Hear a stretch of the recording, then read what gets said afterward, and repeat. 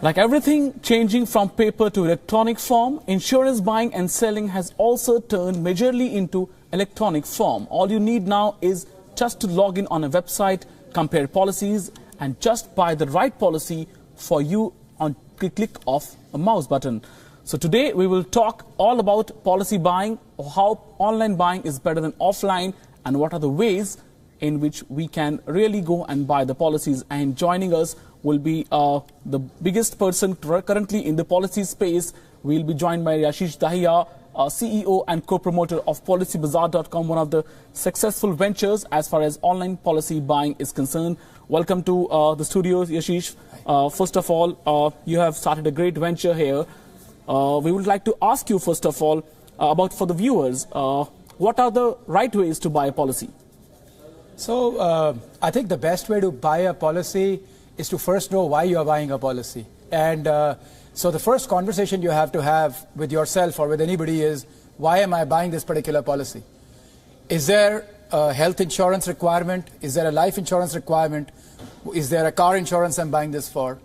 And once you've understood that requirement, you go through, okay, so then what's the best option for me? If you're buying a health insurance, there are about 23 companies providing health insurance plans today. There are roughly about 130 insurance plans available. You don't need to go through all of them, but you at least need to know the top 7, 8, and then buy what you think is right for yourself, for your own specific needs, because everybody is unique. Similarly, it goes for life insurance. So I would say that's the way to do it. You identify your need first, or you speak to somebody who can help you identify your need. Then you identify the number of policies there.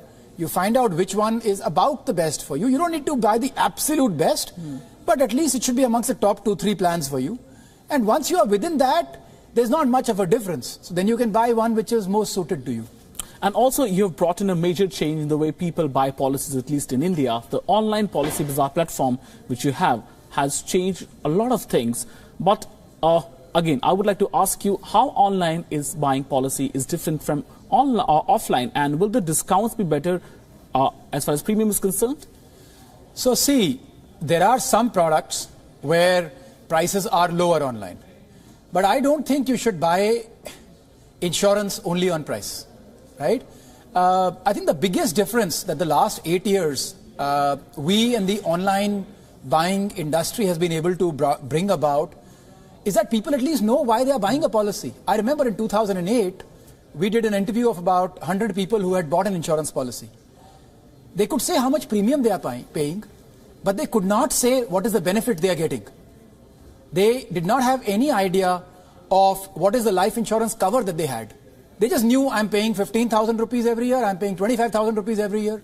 They had been sold that product by somebody who said, you give 25,000 rupees per year, you will get some return. And lo and behold, the fact was that 70-75% of all people, that is, by the way, 1 crore people every year, were cancelling their policies prematurely. So lapsation was a big problem in the industry. And the customer has to realize the customer loses money. When he cancels a policy before lock-in, he loses about half of his money. So eventually that is not happening online. Online has very high persistency rates. Persistency basically means once you buy a policy, you stay with it. Why does that happen? That happens because you know what you're buying. If you know what you're buying, you ask an online person, what have you got? He will not tell you, I buy a policy for 13,000 rupees. He will tell you, I have a 1 crore life cover. Or I have a 7 lakh rupee health cover. He's not going to tell you, I pay 15,000 rupees, I don't know why I pay, I don't know what I will get. That is not the way to buy things. So I think online and offline are extremely different from that perspective. But yes, I would like to say in certain products, especially life insurance, the prices are lower online. Also, we are trying the same thing in health insurance, because what we've also found is that fraud is much less online. So the claims ratios are much lower. And what that means is companies can bring out special products for the online industry, which they cannot afford to sell offline because the fraud element is way too high. And this is data which we are seeing from all insurance companies, that the claim ratios in health insurance, the claims ratio online is less than 30%. The claims ratio offline is 85-90%. Because of obvious reasons, people who are already sick are somehow managing to buy policies offline because somebody is helping them do that. But that's not the idea, right? You're supposed to buy insurance for an unforeseen event or for an event that may happen, not for an event that will happen. You can't buy health insurance once you know you are sick. You can't buy car insurance after having the accident. You have to buy it before. So I think online has got lower fraud.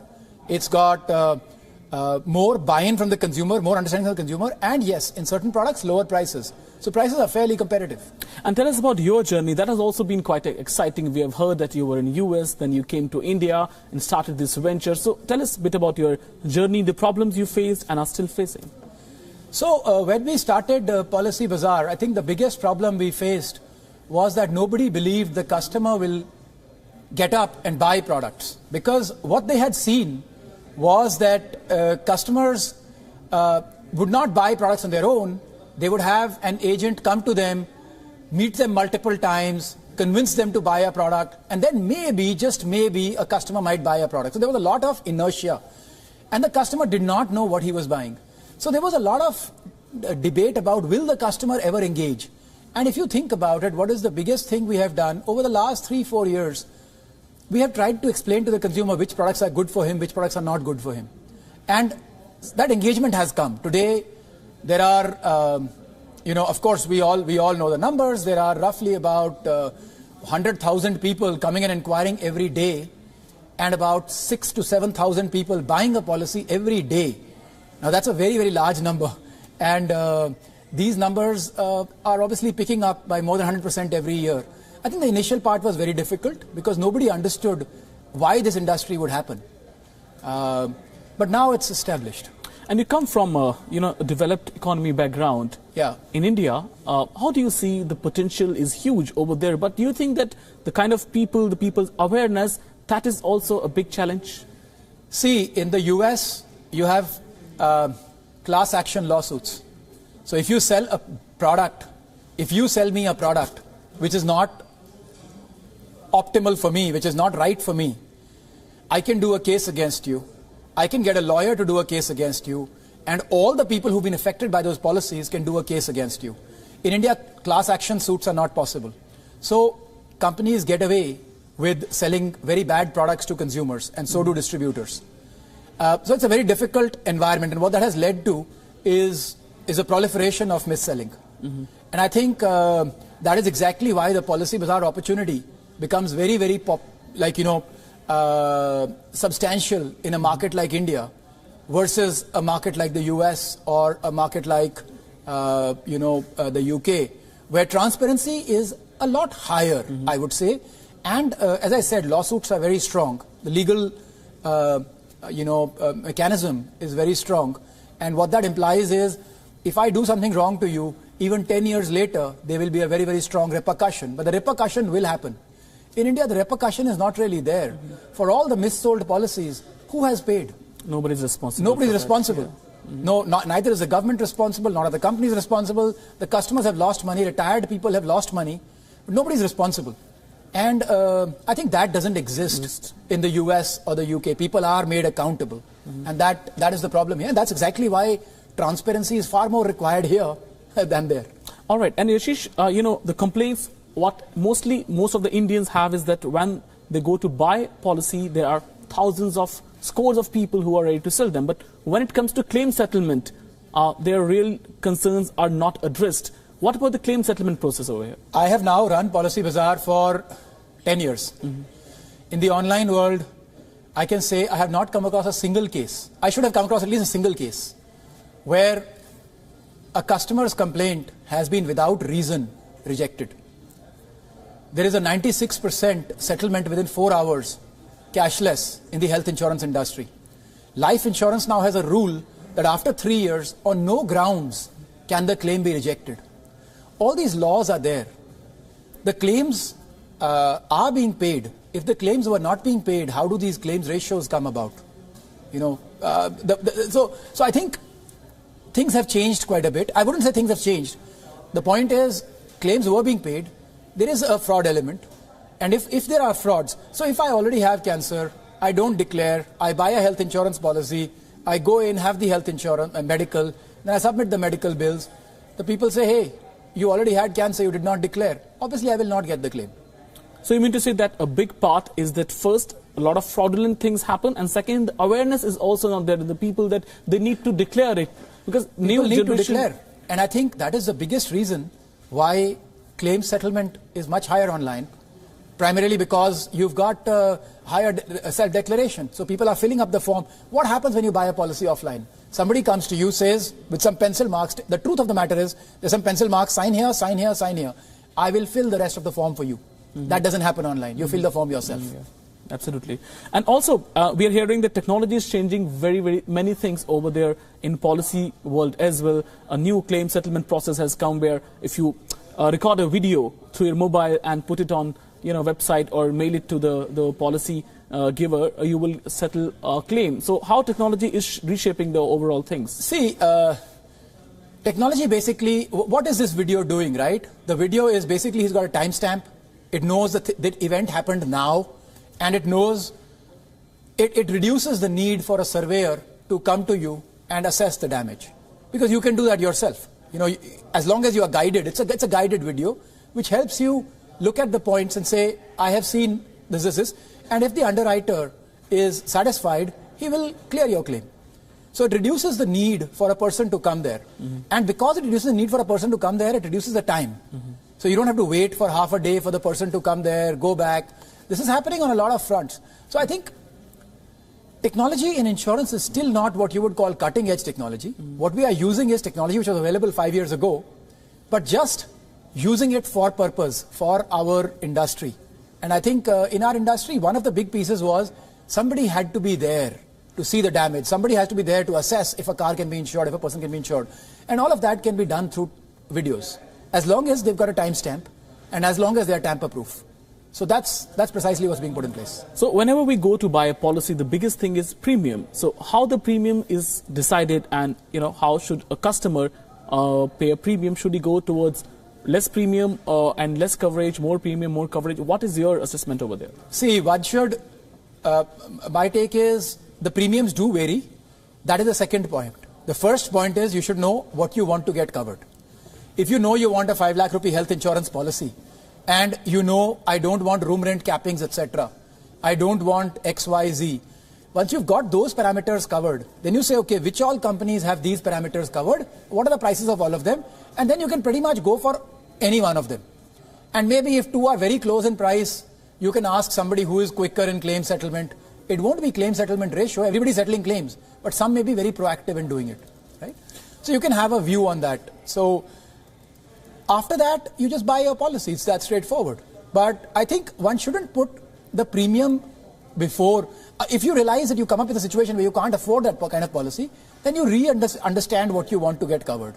It's not a very long activity. It takes about half an hour to 2 hours at most, and it should cover a health insurance process. In a motor insurance, it's probably 5-10 minutes. You go there, you know what you want to get covered. You want engine protector, you want X, you want Y. Whatever you want, what are the prices? You buy the product that you're comfortable with. You want government, you want private. You buy whichever one suits you best. Because some people like to deal with the government, some people like to deal with private companies. It's up to them. So this technology, when you think this technology will help better when we go forward in settling claims, paying premiums, or recording the proof that you are not well, or in case of cars, that your car accident has happened. So how seriously do you take these videos and all that? So see, what we are doing, the technology is not just limited to that. What we are doing is we're trying to bring a uniform experience across the industry. So if you notice what we've already started doing, we've tied up with a pre-policy medical company. They do pre-policy medicals for all companies now. So when you come to us, you need to get a medical done, right? So far what used to happen, you used to go to a company, the company would do the medical for you. What we are doing is we've tied up with one medical doing organization in the simplest form, and they are doing the medicals for all companies. So what that does is gives the people the ability to see what's happening, what their medical reports are, etc. On the claim side, we're doing the same. We're tying up with one TPA to provide service to all our policies sold across companies. Now what does that do? Gets a uniform customer experience. The policies are known, it's available on your app, what is covered, what's not covered. As long as it's covered, the TPA is clearing it. And we are in touch with the TPA all the time. Is it right? Of course, we are not licensed to do the claim settlement, but the TPA is. And we've just tied up with a single TPA to provide this across the organization. And all organizations say it's fine. You can do it via the TPA because we trust this TPA. We also use this TPA for most of our policies, and that's fine. Okay, and let's talk about something which is different from this, is the startup sector. You have been a successful startup over here in India. After coming from US, you started your company. So how do you assess the overall startup environment? Do you think the government's efforts are really bearing the fruit now? I think, how do I say this? I think the less the government is involved, it's better for the startup community. I'll mention why. See, the government is at the opposite end of a startup community. Who becomes a startup? Somebody who does not get a salary, somebody who does not have any safety, no job safety. This person starts something because he has a great idea, he thinks it will work. They take a certain amount of risk. Who joins the government? Mostly, I'm not talking about politicians, but I'm talking about most of the government services. Somebody who wants safety, somebody who wants a fixed salary, somebody who wants a pension, somebody who wants to do great things for the country, but in a very structured environment. They're the opposite ends of the spectrum. If you ask this person to start making decisions for this person, it is not going to lead to good results. My view is somebody's friend, somebody's relative is going to get the money who will not have the capability to do this. I think that's just going to be wrong. When the venture industry invests, when it decides which company to invest in, it's a very complex decision. It depends on a lot of factors. For a government to do that, it's not a form. It's not a form that you fill up a form and we will decide A or B basis on certain computer-based heuristic, right? However, so my view is the government would be better off partnering with the venture industry and let the venture industry make the decisions and the government be at the back of it, make it supportive. A bit like the Chinese government does, right? They support the activities of the venture environment, but they don't go and make the investments themselves. Because if you make the investments yourself, nepotism will come in. Please, you're going to give somebody $5 million or even $500,000, right? Why should a government official just give it to Yashish Dahiya, who's not a relative of any government official? He will obviously find a reason why his nephew or niece is the smartest of the lot. So I think the government should not make investments themselves. They should stay in the background. Where the government should help is really creating situations like a sandbag environment. See, we come in contact as startups very quickly with regulations. And regulations don't always understand us because we're trying to change the status quo. For the right, most startups have a good intent. They don't have an intent to do harm. They have a good intent. They're not frauds, right? They're trying to make changes. But it usually does not fit the regulatory framework. So creating a sandbox environment where a startup can operate, that is where the government should come in.